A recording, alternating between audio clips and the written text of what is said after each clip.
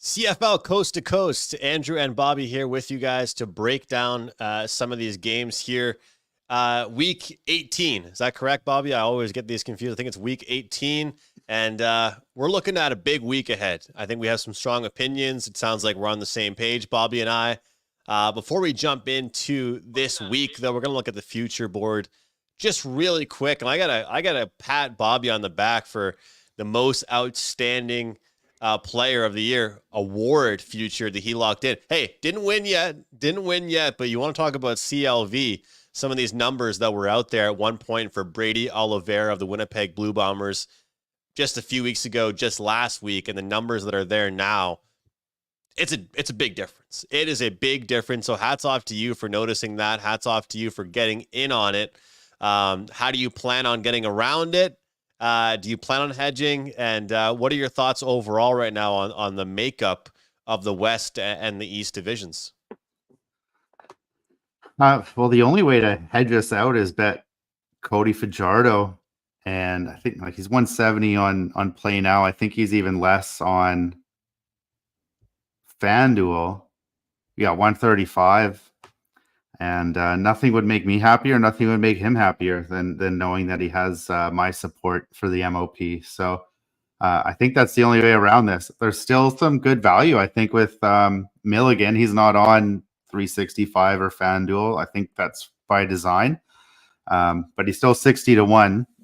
He had another pick last week, so I think there's some still value there. Boliva at 9 to 1. I think you missed it. He was at 60 all season. He was at 100 3 weeks ago. So yeah, those three, Oliveira, Boliva, and Milligan, they're three pretty nice paydays. I was wondering how I'm gonna get to a Survivor Series when it's in Vancouver at the end of November, and this is probably how. So I think the only play here is if you have any of those big numbers, buy back on some Cody Fajardo. But then like these bets, especially some of these other sites, like these predatory ones, I don't even know how much you can get down. So could you get a few $100 on Fajardo to hedge out a bit? I don't know.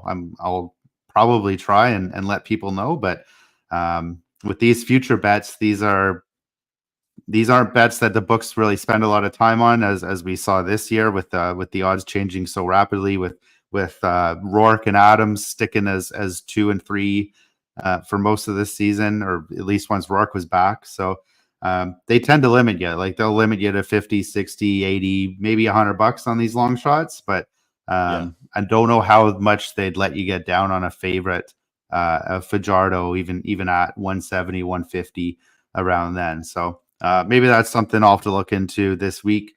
I think who are the Owls even playing this week? So maybe there's like they're on a bye this week, so maybe there's more opportunity there. If anything happens in these games, you got Oliveira going out this week, you got Bo Levi going out this week, you got Milligan going out this week.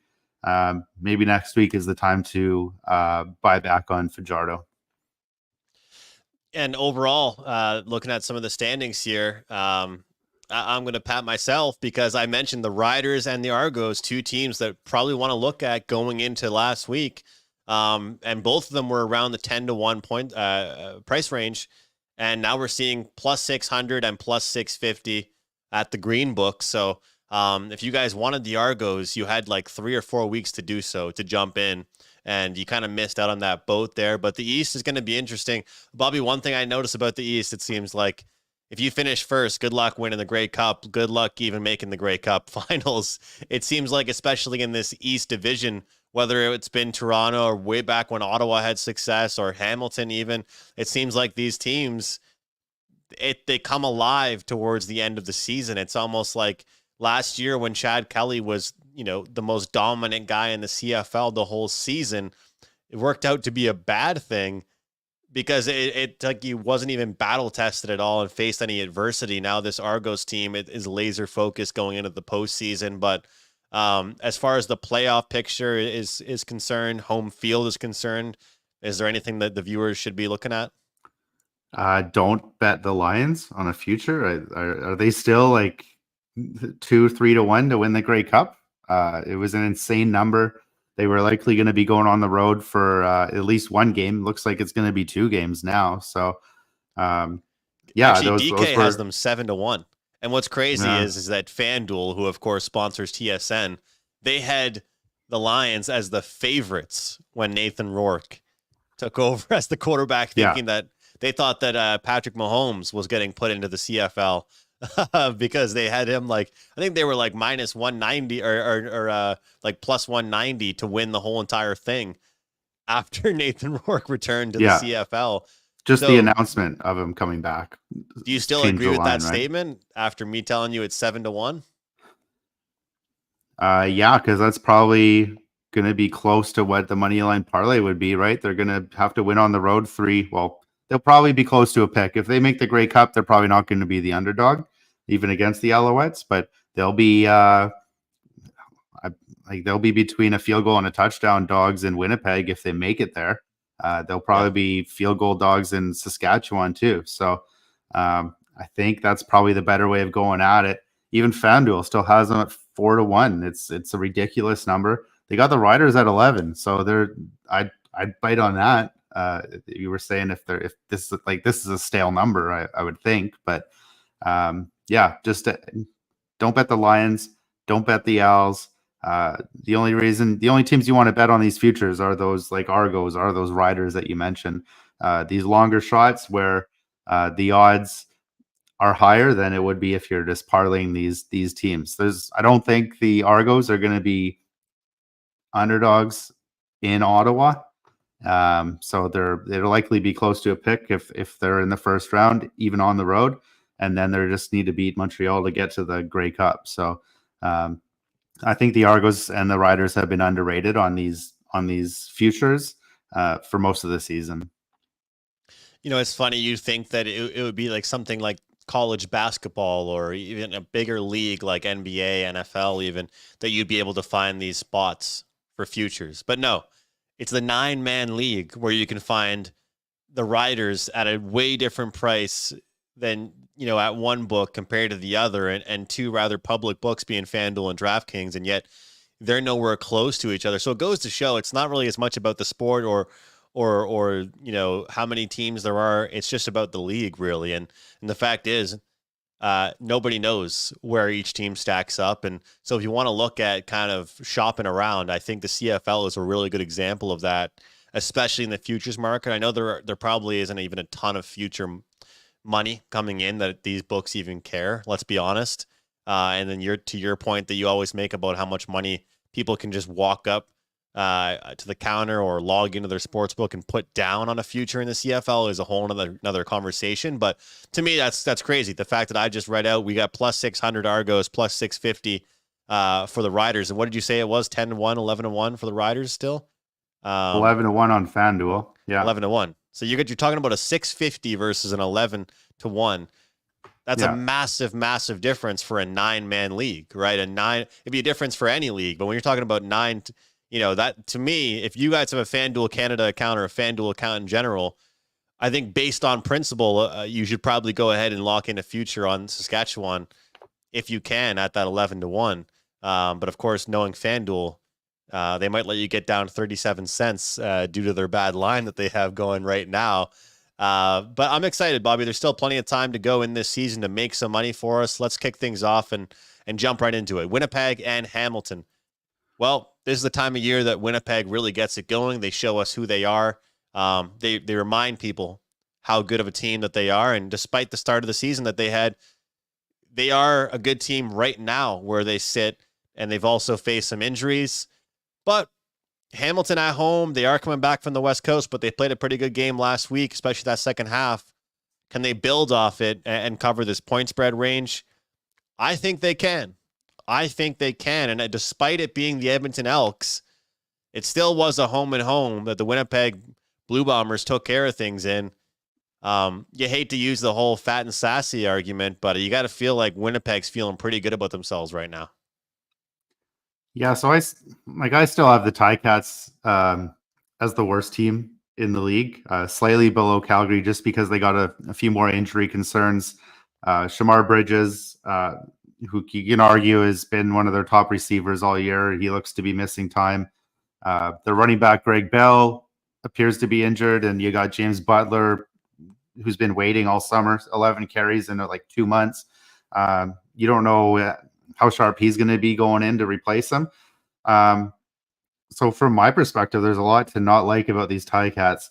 And then they're going up against Winnipeg, who we've been high on all year. Everybody jumped off 3-4 weeks in. Some people were jumping off on the first week. So that being said, like I don't think there's that much separation from top to bottom in this league right now. I think this line should be closer to a field goal. I took the Ticats at 5.5 yesterday. It's 4.5 mostly out there right now. If it goes back to 5, I'd recommend the Ticats. So this is the Taylor Cornelius style bet here. You're betting on the worst team in the league, and you know they're the worst team in the league. But you're not betting teams, you're betting numbers. And GRP Wins found that out in that Atlanta New Orleans game as well this weekend. Yeah, the rare 2-point landing in that game was something. Yeah, bet teams, not numbers, and all of a sudden that was the best middle possible anybody could have gotten. But yeah, I agree with you. This is one of those ones you want to get as many points as you possibly can, especially in the CFL. If you can get the 5, it's really nice. Also, to be honest, wouldn't talk anybody off the over. I think Winnipeg will score on Hamilton. You look at what they were able to put up. What was it, 40-plus points last week in their second meeting against Edmonton? The unders have slowed down in Winnipeg games, and a lot of it's been to do with them and their scoring. So if Hamilton contributes to the scoring, and I think they will at home especially, wouldn't shock me to see this game get up and over. We got a Friday night doubleheader, Calgary, BC, -7.5 home favorites, the number right now for BC, as we were talking about how BC was, decent favorites, or at least top 2 or 3 at most books when Rourke was placed back on the team, and there was all the hype surrounding that. And yet, feels like it's been a long time since they've really kicked anybody's ass, Bobby, but here they are, -7.5. What do you think? Yeah, so we've talked about these teams that can't play from behind. It seems like BC can't even play from ahead, and this is what we have to accept with the CFL is you'll watch a beatdown for a first half, and BC was only up 16-0 at the end of it. It was a 2-possession game. A couple minutes into the second half, it was a 1-possession game. It was 16-8. So the lead was basically evaporated. You saw it even worse in Saskatchewan. They dominated that first half over the weekend, and I think they were up by a field goal. And then I think Toronto dominated the first half against Montreal, and they were losing at halftime. So these are things that you just kind of have to accept as reality in the CFL. Like the Stamps are in a must-win. This team's no good either, right? The Stamps are in a must-win. That doesn't seem to matter to Dave Dickinson, and he's proven it. Starting Bonner, refusing to put Tommy Stevens in to keep a drive going in the fourth quarter. Apparently, you've still got Jake Meyer in at quarterback, and he has been able to keep them in close games this season. I didn't really downgrade BC after that collapse, but I sure didn't upgrade them. They were 6.5 favorites against Hamilton last week.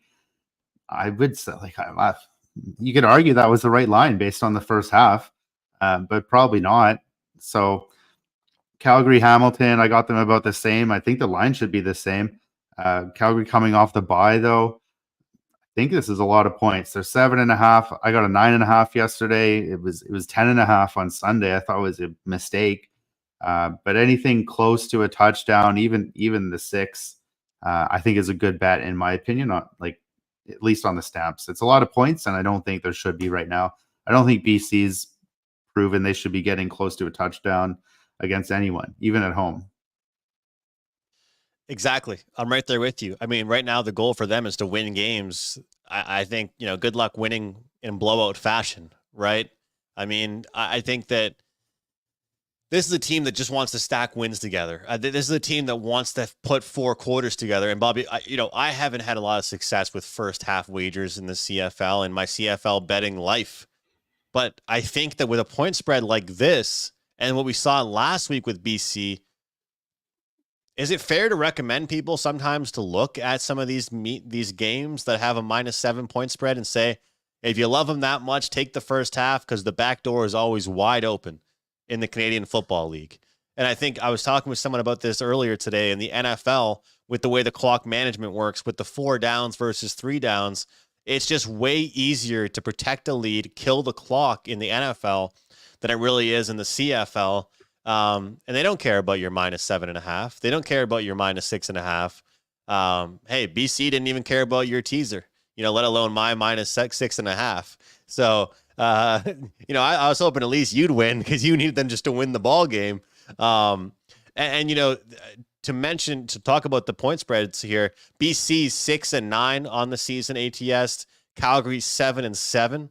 But Calgary was a really good ATS team to start the year off. The reason why they were a good ATS team to start the year off is because they were getting points in a lot of their games to start the year off. I don't trust them as favorites. I don't trust them as short dogs. They're a team that hangs around. So I like that one quite a bit. I also think you look at this game, something tells me I actually wouldn't mind the under in this game. And I know it's shocking to say because BC gave up points, but I think the ground game is going to be utilized a lot for Calgary. Hopefully they can run the ball well. Talked about holding onto the ball and controlling the clock. Hey, if I'm right about Calgary, I don't mind how they score. I don't mind if the over ends up hitting. But I think they're going to be able to utilize the ground game, keep BC off the field. And again, if we have to get a backdoor cover, I think the door is always open against this BC team right now. So you want to talk about overvalued commodity. Anybody that's still casually betting the CFL, they don't realize that BC is just not a team you want to be taking in a point spread range like this. So sounds like we're on the same page through 2 games so far. I'm more confident in the side and total in this game than I am the other game. But hopefully we can get it done. And you got to like it, Friday night doubleheader. And then, of course, the game on Saturday. I'm curious your thoughts on this one. I've got no clue where you're going to go here. Saskatchewan and Edmonton. What do you think? Because I'm going to be real with you. I don't want to make anything up. I don't have a lot on it. I have not bet this game. I don't have I'm kind of a Sask fan. I've been kind of cheering them up, hyping them up. They've kind of been my West team. Is this a spot to look at them here, or does Edmonton bounce out of it after playing the best team in the league, pretty much, unless you want to call Montreal the best team in the league? So I'm gonna ask a question, and do you think the Elks were really that bad against Winnipeg? I got to admit, I was a box score guy. I didn't watch the game. I did not watch this game, so I can't say from viewing perspective. All I know is that I think it takes a lot for a team to put back-to-back sort of beatings down on the same team, and they did it even more in the second game. That's from like the box score perspective. So I don't know if you watched the game, but usually what happens is the team will beat the crap out of a team in week 1, and then in the second meeting they don't win as much. But this time it was like they beat them by a little bit, and then the second time around they beat them by more. But you saying that question makes me feel like you don't think it was as bad as the score looks. Well, I'll kind of make the argument for the Elks here. Early on, they got stuffed at midfield on 3rd and 1. So if they made that, it could have been like a 10-3, 10-7 game halfway through the first quarter. Instead, it ended up being like 17-0. A couple bad drops by there's one by Curly Gittins, and then it's like 31-0 before you know it. I think that was even like halfway through the second quarter. So everything kind of went wrong for those Elks. Every bad decision was made. They kicked two field goals down 31-0 and 34-3. So I don't think you could script like a worse start or a worse game for these guys. So this is the same Elks team. Hey, everybody was higher than we were. They were the favorite to represent the West in the Grey Cup just like 10 days ago, right? So we don't want to overreact, and I think this is I think it's a buy low opportunity for the Elks. On the other side, you got the Riders. They're coming in pretty high. They feel that way because they got the walkthrough. They got the walkthrough against Ottawa that everybody seems to be getting lately. So the injuries are still there, though. The Sean Bain injury looked pretty brutal, and he's probably going to miss some time.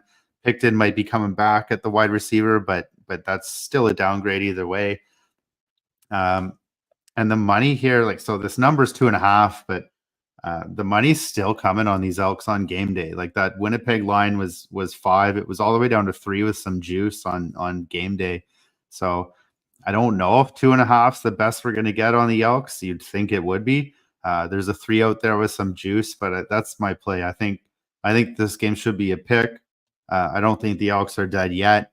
They're still sticking with MBT, which I think is the right choice if you want to win a game, and they still have a shot here. They can still pass BC, so this is still an important game for them. So I think it's the Elks or nothing here. If you can get a field goal, great.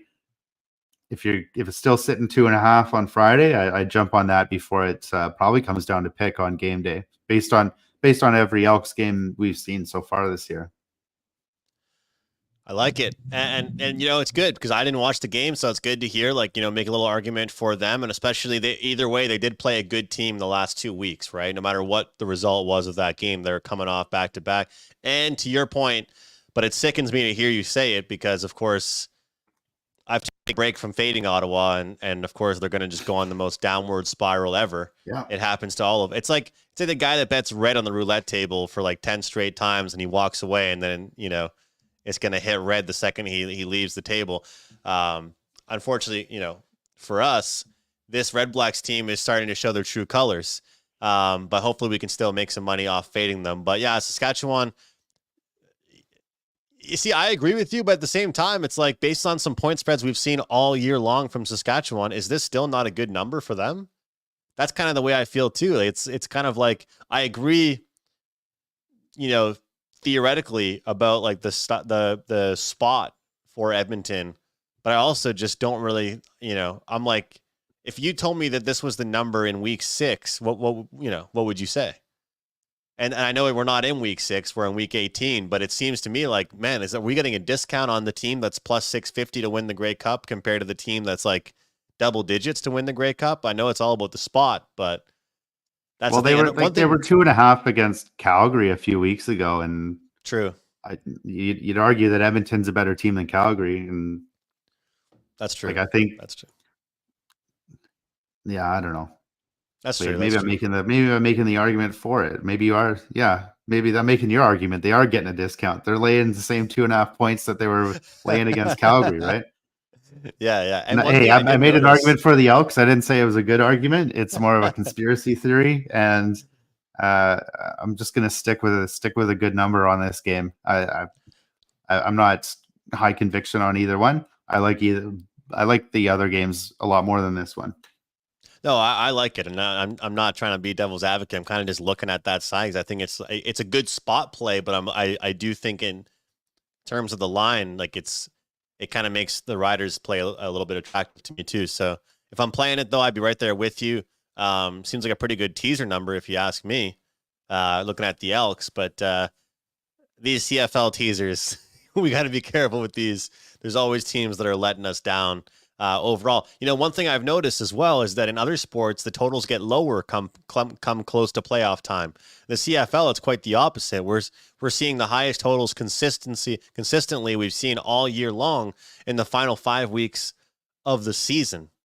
I know you're on a totals guy, but it is interesting to look at because you probably want to look at the teams that can put points up. And, well, Edmonton can put up points. A lot of times it is their defense that lets them down. So that kind of benefits them.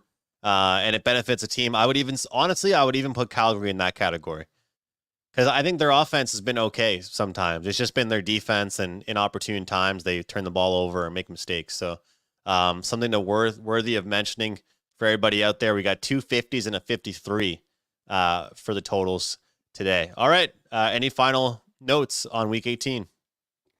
Just to go back to that Calgary game, you mentioned that you think Calgary will be running the ball. BC would be crazy not to run the ball against the Stamps. They've got a terrible run defense. Armstead went for 200 yards against them 2 weeks ago, so nothing's really changed there. I would expect Stanback, if you get these numbers, will come out closer to game day. I don't know how high the number is going to be. Is it going to be like a 75 or even more? But that's something to look at. Calgary is letting everybody run on them. So if you're looking for a prop on game day, I think that'd be it. And it also kind of plays into the under that you mentioned earlier. Could be an example of kind of like two teams that have the potential to be in a high scoring game, but could kind of throw us off a little bit with an under. And like you said, look towards some of those running back props.